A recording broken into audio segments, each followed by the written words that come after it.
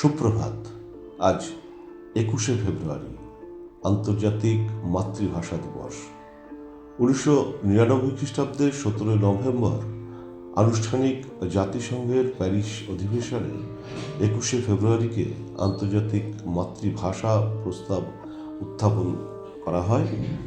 সেই প্রস্তাবে 188টি দেশ সমর্থন জানালে 21শে ফেব্রুয়ারিকে আন্তর্জাতিক মাতৃভাষা দিবস হিসাবে ঘোষণা করা হয় এবং 2000 খ্রিস্টাব্দের 21শে ফেব্রুয়ারি থেকে দিবসটি জাতিসংঘের সদস্য দেশসমূহে যথাযথ মর্যাদায় পালিত হয়।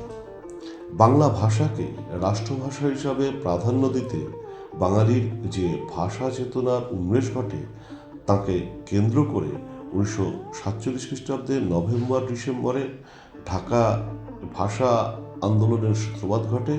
1948 খ্রিস্টাব্দের মার্চ মাসে বাঙালিরা সর্বত্র বিক্ষোভের কর্মসূচি গ্রহণ করে এবং 1952 খ্রিস্টাব্দের 21শে ফেব্রুয়ারি তার চরম প্রকাশ ঘটে।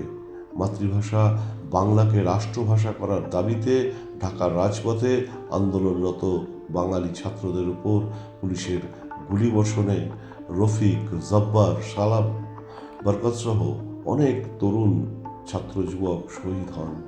সেই কারণে দিনটি শহীদ দিবস হিসাবেও চিহ্নিত হয়েছে।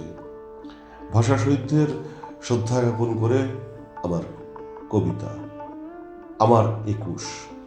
আমি গর্বিত আজ বাংলা আমার মাতৃভাষা, শুধু 21ই না হয় রাখি বাংলা মায়ের বান। ওগো বঙ্গ সন্তান, এসো বাংলায় কথা বলি কিছুক্ষণ। ছাত্র যুবদের রুধির স্রোতে গর্বিতা মায়েদের অশ্রুপাতে সম্মানিত আমার বাংলা ভাষা। না ভুলে সে রক্ত অশ্রুর দান, রাখবো বাংলা ভাষার সম্মান। বাঙালির কাছে এইটুকু আশা। আন্তর্জাতিক মাতৃভাষা দিবসে ভাষা শহীদদের জানাই বিনম্র শ্রদ্ধা। জয় হিন্দ।